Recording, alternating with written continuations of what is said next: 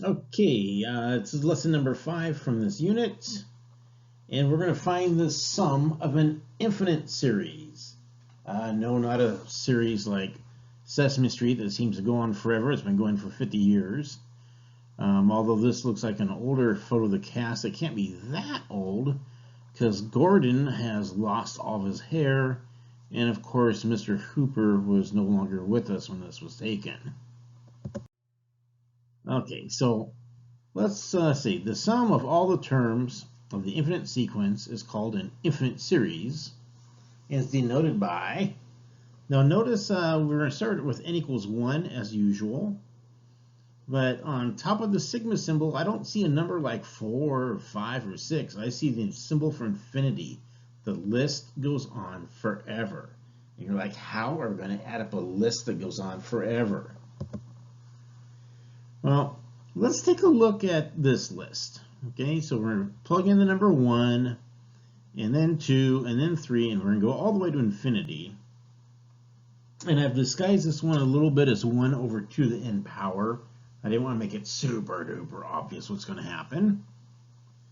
All right, so let's see what happens. I got to plug in the number 1, so I get 1 over 2 to the 1. Then let's add the next term, so 1 over 2 to the second. 1 over 2 to the third, right? I keep plugging in the next n.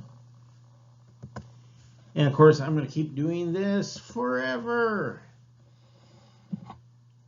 Of course, 2 to the first power is just 2, so that's 1/2. 2 squared is 4.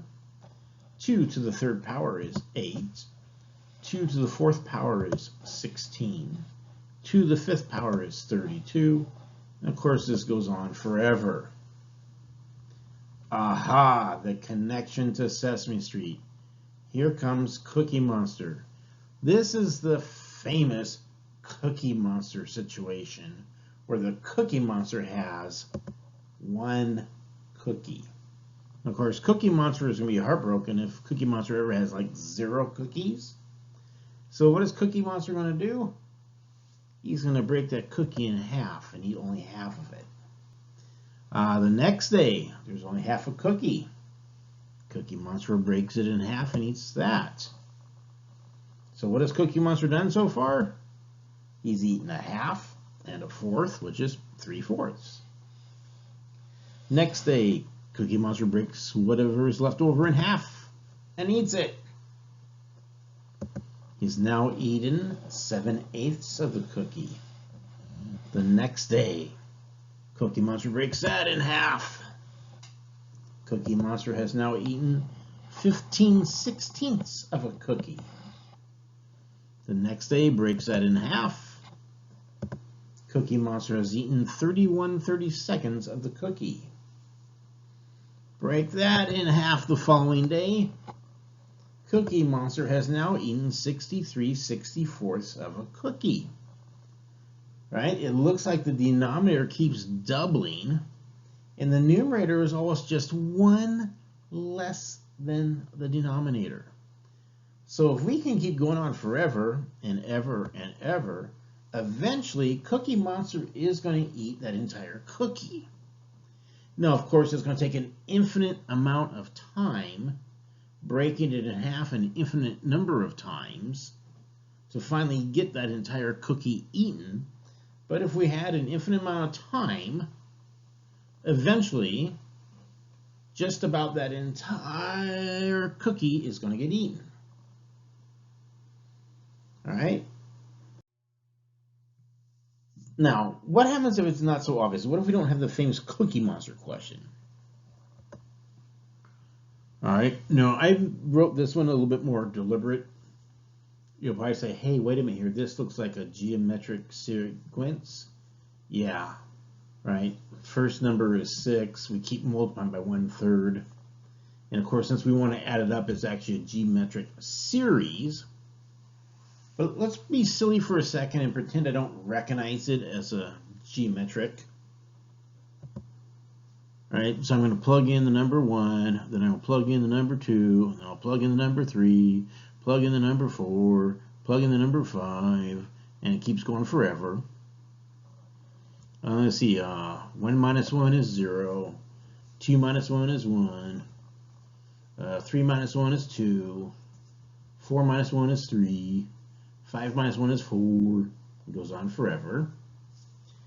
Of course, 1/3 to the 0 power is just 1. 1/3 to the first power is just 1/3. 1/3 squared, let me see on top. 1 times 1 is 1. On the bottom, 3 times 3 is 9. 1/9. 1 times 1 times 1 is 1. 3 times 3 times 3 is 27. 1 times 1 times 1 times 1 will be 1. But 3 times 3 times 3 times 3 is 81, and so on forever. Of course, 6 times 1 is 6. 6 times 1/3 is 2. 6 times 1/9 becomes 2/3 after we reduce. 6 times 1/27 becomes 2/9. 6 times 1/81 becomes 2/27, and this continues forever.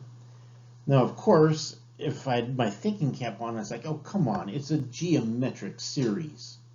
I should have known the first term is just 6, because that's the first term.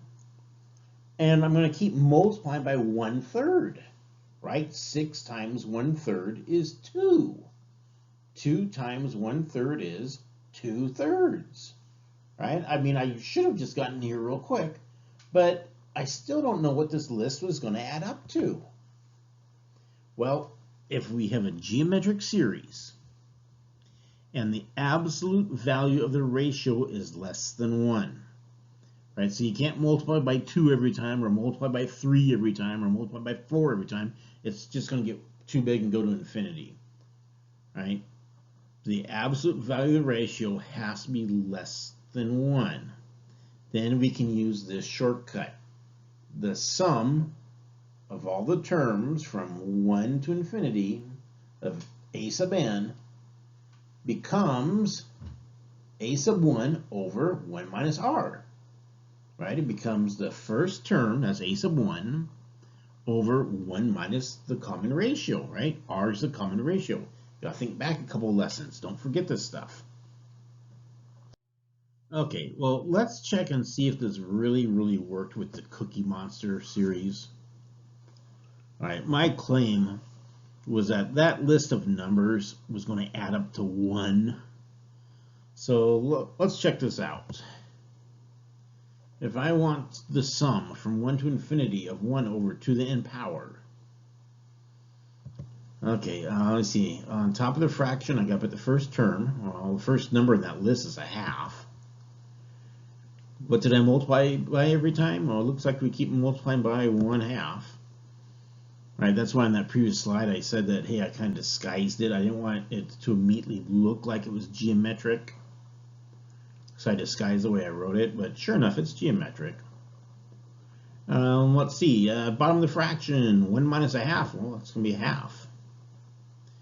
1/2 divided by 1/2. Hey, anytime you take a number and divide it by itself, it's going to come out to be 1.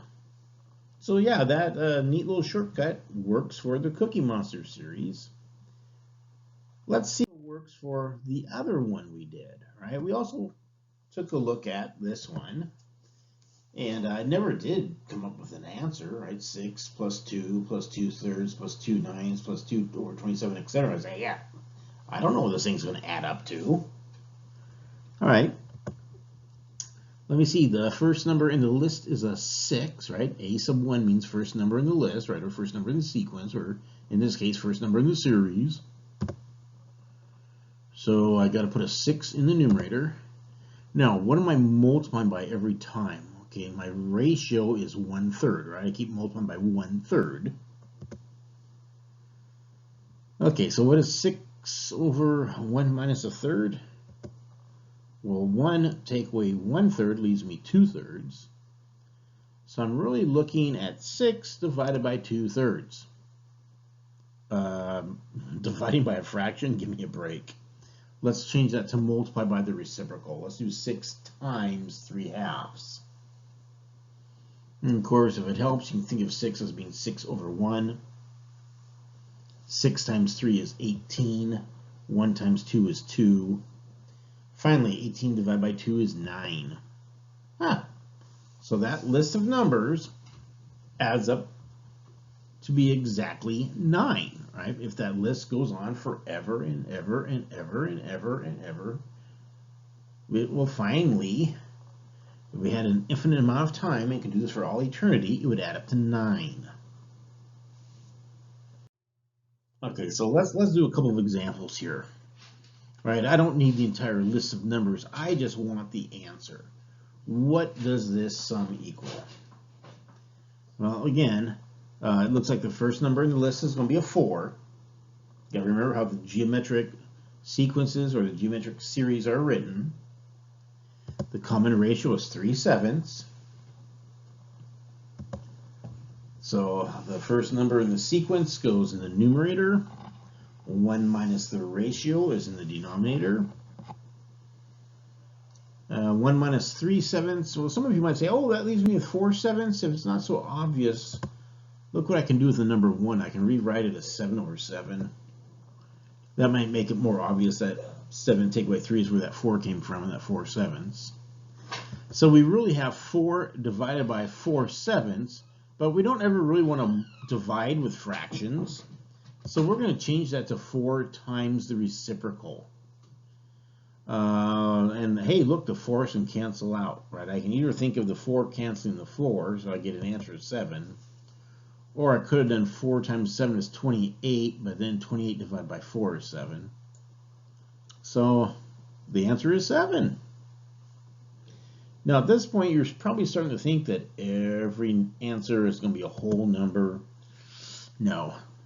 All right, let's take a look at one that's maybe a slightly messier. We want the list of numbers, starting with the first term and going to infinity, of 2 times 2 to the 5th power to the n minus 1. I'm sorry, 2 times 2/5 raised to the n minus 1. Got tongue-tied there.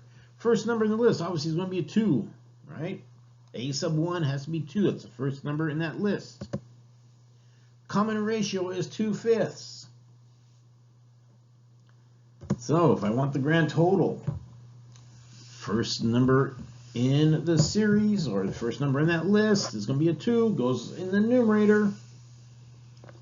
Common ratio is 2/5, so I need 1 minus 2/5 in the denominator. 1 is secretly 5 over 5. So when I subtract in the denominator, 5/5 subtract 2/5 is 3/5. 2 divided by 3/5. Of course, we're not going to really divide. We're going to multiply by the reciprocal. 2 times 5 is 10. I've got 10 over 3. That will not simplify. Right? 10 is not evenly divisible by 3. There's the answer. Right? Kind of weird, but that's what it is. Okay, so Cookie Monster, thank you so much. You're one of the old guard. Right, here's one of the older photos from Sesame Street where Gordon has hair, Mr. Hooper was still alive, and of course the original group with Ernie, Bert, Grover, Oscar the Grouch, Cookie Monster, and Big Bird, right, the originals, before it became the Elmo Show, right? And we'll leave you with a herd of bison in Yellowstone National Park.